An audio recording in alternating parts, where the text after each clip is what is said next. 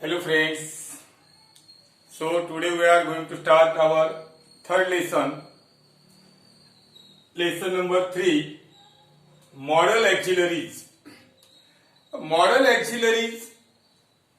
First, let's know what are the model auxiliaries. Model auxiliaries कसे identify करायचे, कसं ओळखायचं. तत्पूर्वी दोन क्वेश्चन लक्षात घ्या according to our exam.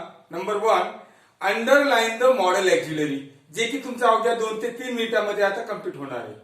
Underline the modal auxiliaries. आणि दुसरा क्वेश्चन जो आहे, what does underlined modal auxiliary suggest, indicates, किंवा what is the function of underlined modal auxiliary. परीक्षेमध्ये प्रश्न येतो अंडरलाइन द मॉडेल ऑक्झिलरी. मग आपल्याला मॉडेल ऑक्झिलरीच्या वाक्यातली कोणती हे कळायला पाहिजे. Then what does underline modal auxiliary indicate, त्याचे इंडिकेशन काय ते आपण नंतर पाहणार आहोत. अगोदर काय what are the modal auxiliaries ते पाहूया. चला तर सपोज हे व्हर्ब आहे. Verb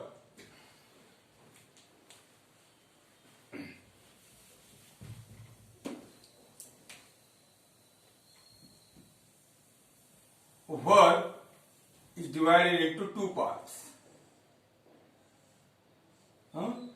Number 1, main verb. Main verbs. Number 1, main verbs. Now we are not going to learn about the verbs. We are learning model auxiliaries. तर modal auxiliaries मध्ये आपण पाहूया, याच्यात 2 आहेत. हे मेन वर्ब झालं. मेन वर्ब झाल्याच्या नंतर helping verb. Helping verb, main verb, helping verb. जसं की write, come, take, give, speak, these are the main verb. पण ज्या मेन वर्बला जे हेल्प करतात, helping verb, am, is, are वगैरे वगैरे, याला हेल्पिंग वर्ब म्हणतात. पण मेन वर्ब बद्दल आपण आता इथं पाहणार आहोत. तर helping verb, it is divided into 2 parts. हे पहिले जे आहे प्रायमरी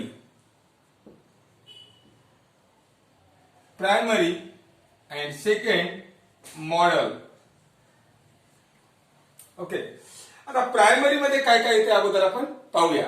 प्रायमरी मध्ये कुठले कुठले सहाय्यकारी क्रियापदे येतात.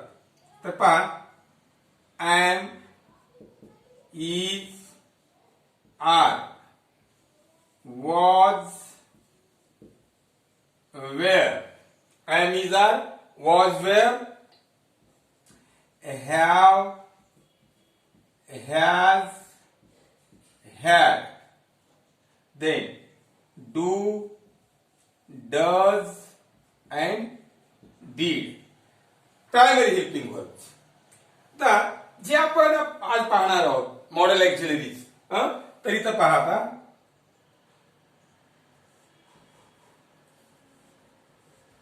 Model auxiliaries. Shawl, should, will,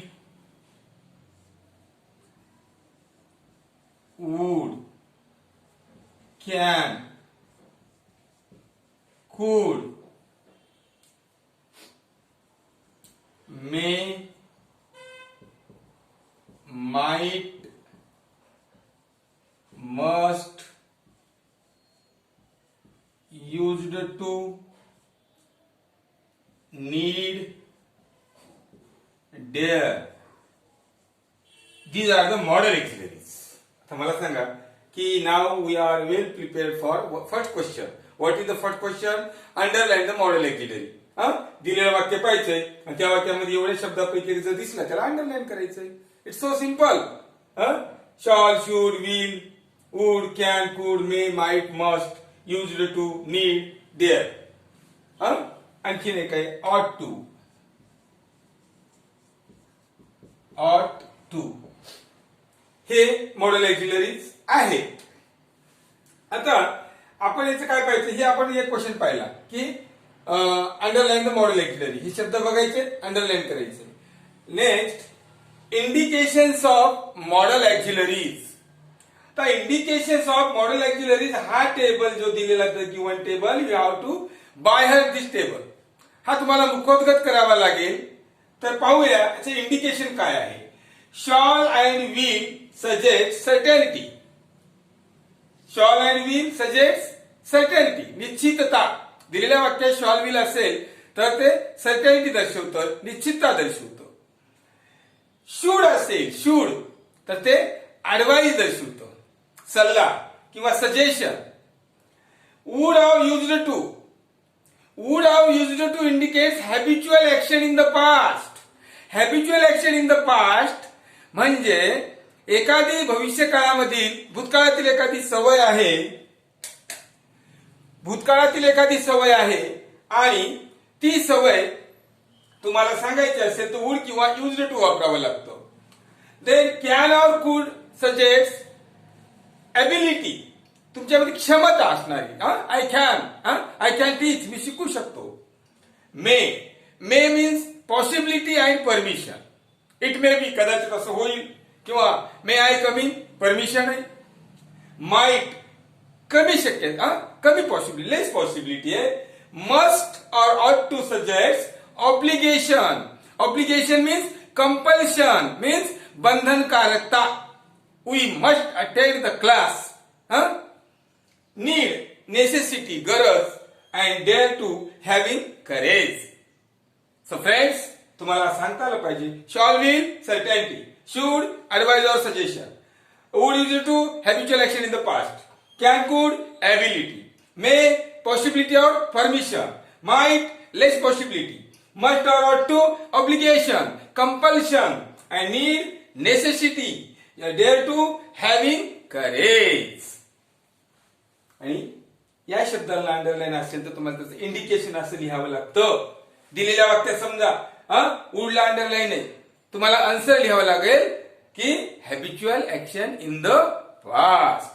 Okay, write this table in your notebook and then this table also.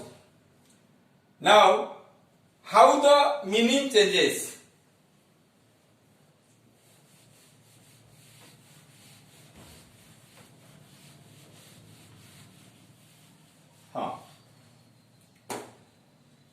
So friends,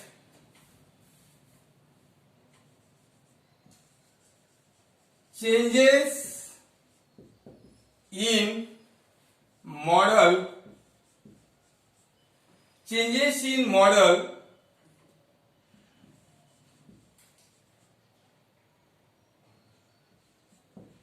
change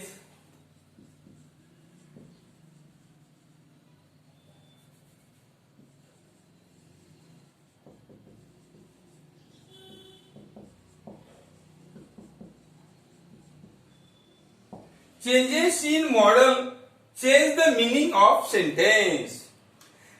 If we change the model auxiliary in the given sentence, at the same time the meaning of given sentence is also changed. आपण दिलेल्या वाक्यामध्ये जर model auxiliary बदलली तर दिलेल्या वाक्याचा अर्थ बदलतो. तो कसा ते पहा. For example, I speak English. I speak English. Is there model auxiliary in this sentence, friends? या वाक्यामध्ये मॉडेल ऑक्झिलरी आहे का? नो, नाही. I speak English. Then I shall speak English. Certainty आहे. आय शॉल स्पीक इंग्लिश, मी English बोलेन. आता आणखी चेंज करून पाहूया. I should speak English. I should speak English. You write in Marathi, in your notebook. मी इंग्रजी बोलेन. I should speak English suggestion आहे, ऍडवाइज आहे. यू शुड स्पीक इंग्लिश, तुम्ही इंग्रजी बोलायला पाहिजे. मी इंग्रजी बोलायला पाहिजे. इथं बोलणार होतं, इथं बोलायला पाहिजे. ऍडवाइज आहे. देन आय वुड किंवा used to, both are same. I would speak English. आता ते मराठीमध्ये काय होईल बरं? आणि हे लक्षात घ्या, स्पोकन इंग्लिश मध्ये लेसन खूप महत्वाचं आहे. If you want to speak English, 4 lessons are very important. Tense, prepositions, articles and model auxiliary. I would speak English. तर याचं काय होईल मराठीमध्ये? मी इंग्रजी बोलायचो. Habitual action in the past. बोलायचो. We used to go to river. आम्ही नदीला जायचो, पण आता जात नाही. I can speak. I can speak English. I can speak English. मी इंग्रजी बोलू शकतो. I am able. Can suggests ability. Then must. I must speak English. आता इथे बंधनकारकता आहे, दुसरा पर्यायच नाही. I must speak English in that meeting. त्या मीटिंग मध्ये मी इंग्रजीच बोललं पाहिजे, इंग्रजी बोललंच पाहिजे. आय मस्ट और ought to obligation. So changes in modal the changes the meaning of sentence. Modal actually मध्ये जर आपण बदल केला तर दिलेल्या वाक्याचा अर्थ बदलतो. So friends, there are 2 types of questions. Number 1, underline the model auxiliary, and second one, what does underline the model auxiliary indicate or suggest? अशा प्रकारचे 2 questions related to our exam. So friends, we shall stop here. Have a nice day. See you again in next video. Okay, bye bye.